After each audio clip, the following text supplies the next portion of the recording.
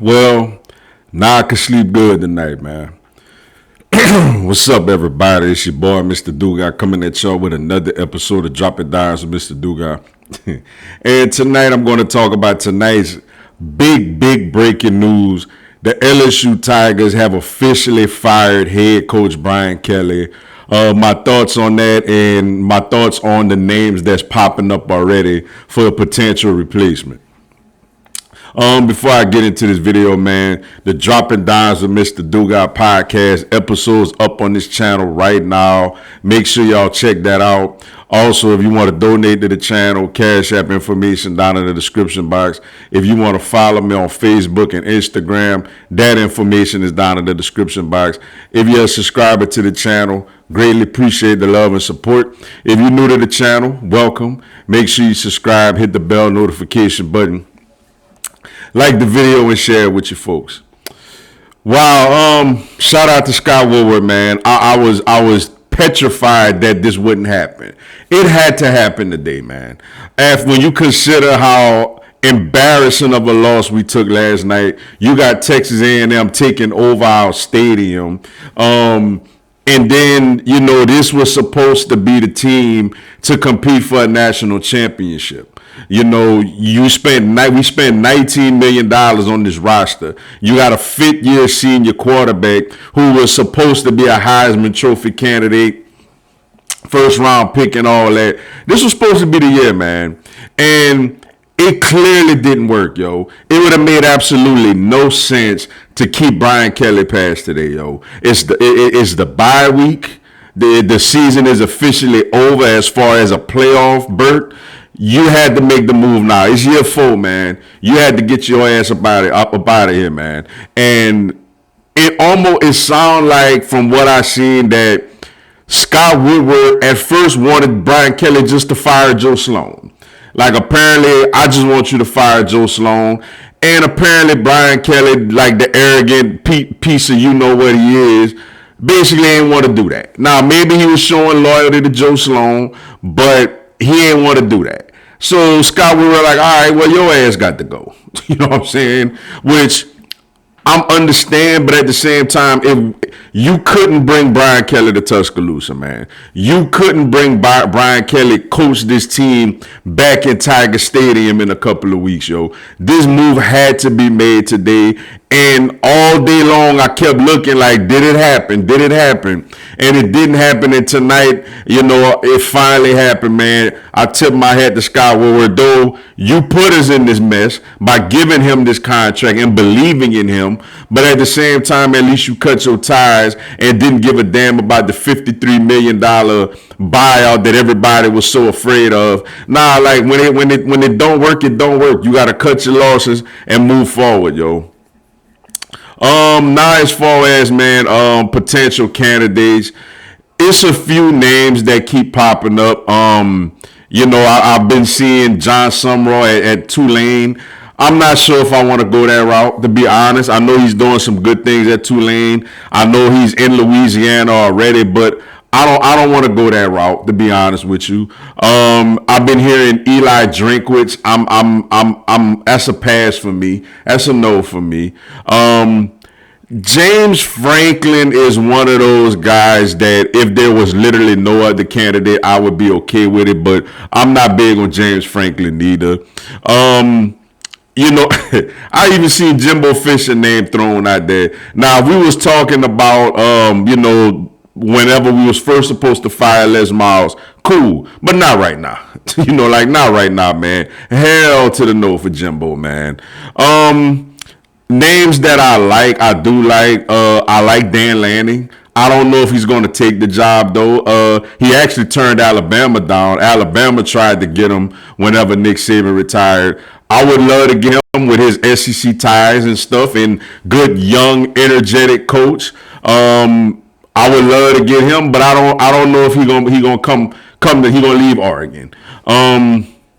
Another guy. I know they're not gonna take the job. It won't hurt to make a phone call to Nick Saban and Urban Meyer. It won't hurt just to be like, I'm just double checking, Nick. I'm just double checking, Urban. It wouldn't hurt just to make the phone call. Though realistically, you're not gonna get one of them. But it looked like the top candidate, man. It looked like it's gonna be a bidding war. It looked like the number one target is Lane, just like with Florida is Lane Kiffin. Lane Kiffin looked like he's LSU's number one target, and he's also Florida's number one target. I would like Lane. I would like Lane a lot. Obviously, he got to bring a defensive coordinator here. But obviously, he's one of the better play callers in college football. He's a guy. He gets the SEC. He's coached at Tennessee. Obviously, was the OC at Alabama. He's been at Ole Miss. He got a chip on the shoulder. He got a swag. He's somebody that will hit the ground running. And not only you make us better, you also hurt Ole Miss by taking him away from Ole Miss because, they one of the three teams that we're going to play annually. But the thing is with him, my gut tells me he's more of a Florida guy than an LSU guy. Like, my gut tells me is that he's leaning a little more for the Florida job than the LSU job. But we're going to see, man.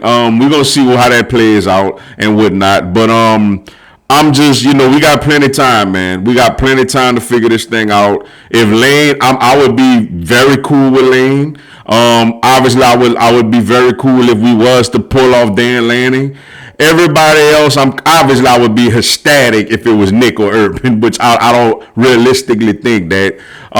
But whatever it's gonna be, man, it gotta be somebody to me that's younger, and it gotta be somebody that has some ties to the SEC, yo. It gotta be somebody that knows this conference in and out, man. I don't want I don't want John Sumrall. I don't want, I know Eli Drinkwitz noted, but I'm not big on Eli Drinkwitz. You know what I'm saying? Like, for me, is Lane Kiffin or Dan Lanning, yo. That's the two realistic coaches that I think LSU could potentially get.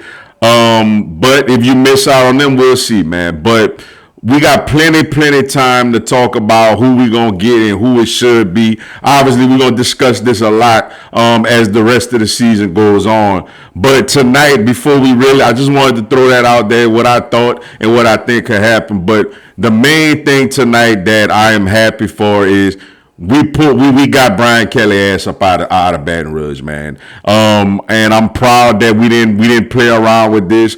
We made the move, and we could start looking forward now. Frank Wilson will be the interim coach, which I expected it to be him. And hopefully now we could just pull for the team. We could pull for the team proudly now. You know what I'm saying? We could go see if they show a pulse in Tuscaloosa or a pulse in Norman, Oklahoma, or with Arkansas in Western Kentucky.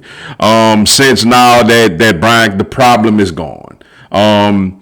I wasn't super excited when we hired him. I talked myself into it. I thought his first year was a success, and it was a lot of optimism going into year two. And we didn't reach expectations, but we kind of let it slide because Jaden got the Heisman.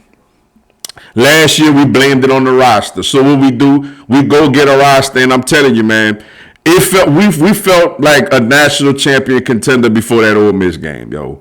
And it literally just came crashing down ever since then, yo. And I'm just glad we made that move, and we didn't sit here and we worried about money. And as long as it's somebody that's younger with some, unless it's Nick or Urban. Nick or Urban is the only two old people I'll be okay with, which obviously I don't believe that's gonna happen. But you gotta go somebody younger and somebody that got SEC ties, in my opinion. But I'm glad he's gone, man. We could start looking forward now. We could go to bed at night now. But with that being said, man, that's all I got for y'all tonight. Appreciate y'all checking out the video. Hit the like button for your boy. Give me a subscribe. I have LSU, NCAA, and content on my other teams throughout the year. Y'all have a blessed one. Go Tigers.